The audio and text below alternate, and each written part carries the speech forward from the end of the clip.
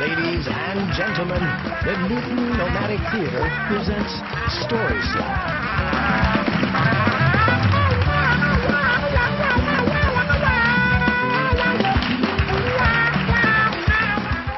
Hi, I'm Jen Kohl. I live in Upper Falls. I've lived here in Boston for coming on 20 years.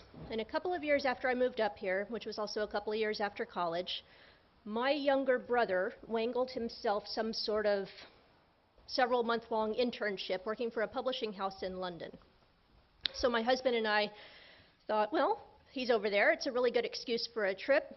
Let's go visit him. We got the guidebook. We started looking at things we might want to do.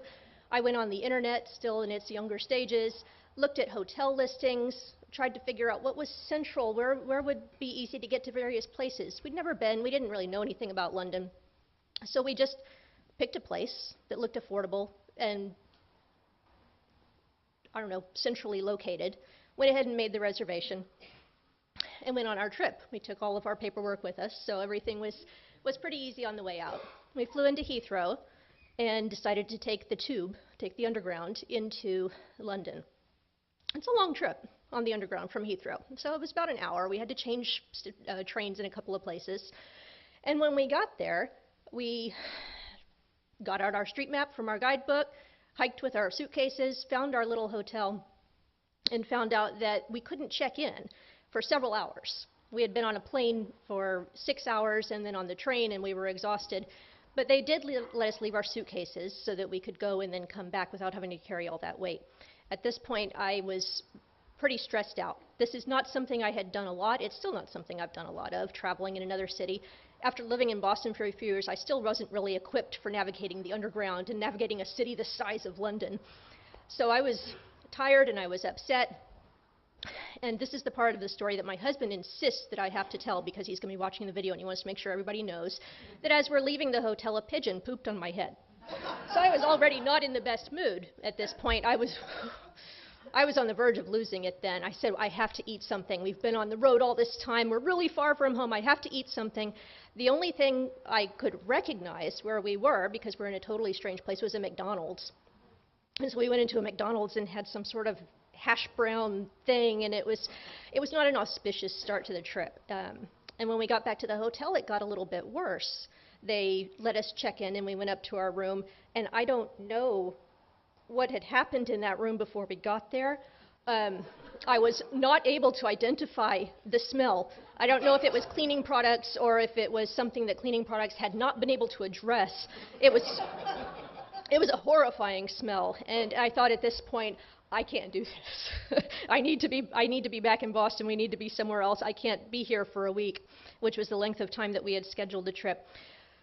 But I rallied. We were a long way from home. I wasn't going anywhere. There wasn't anything else we could do. We opened all the windows as wide as we could and took off for our first sightseeing excursion. And we had a list in the book. We had all these things we were going to do in a short amount of time to do them.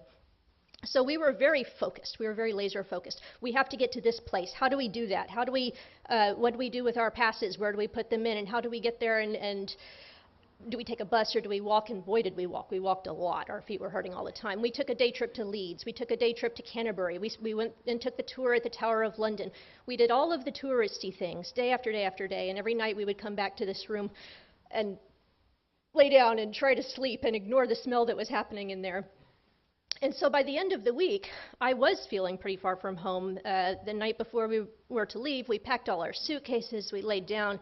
So, okay, we're ready to get home. We're ready. It's been a very interesting trip. We've really loved all the stuff that we've seen, but it's been long enough. And we went down the next morning pretty early, checked out, got our suitcases, got back on the tube, a couple of train changes, another hour, got to the airport, and we had a line to get through for security, and we had a line to get through for customs, and we had a line to get through for the gate.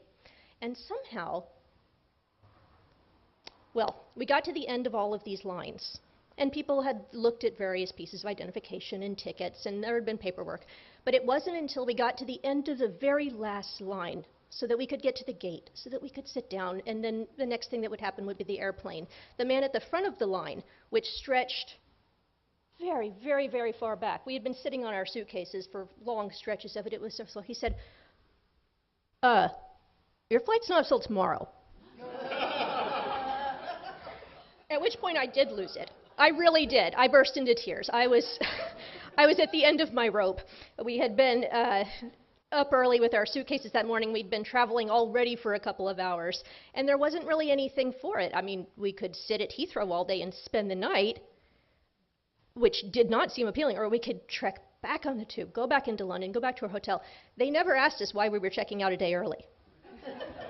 And nobody in any of the lines said we were flying the next day and not today. So we did. We made it all the way back into the city. We went back to our hotel. They didn't give us any trouble about staying the extra night that we had already been planning on staying. It was one of those things where you say, we're leaving on Tuesday the 9th, but Tuesday isn't the 9th. You know it's what day of the week. You know it's a weekday, but you've got the number and the day mixed up. That's what we had done. But we put our stuff back in that stinky room. And we were at loose ends, you know. We had checked through all the stuff on our guidebook. We didn't have any plans. We just left the hotel and went walking. And we got to a cafe, and we had a beautiful little French breakfast at the cafe. And then we walked up and down the Thames, and we decided we would poke our heads in at the Globe and see things. And it was the best day of our trip. It was a bonus trip day. It had been such a bad trip. And then finally it was over. And we went back the next day, back home. I try to think of that when stuff goes wrong. I try to think maybe this is going to be another bonus day that we didn't know we would have.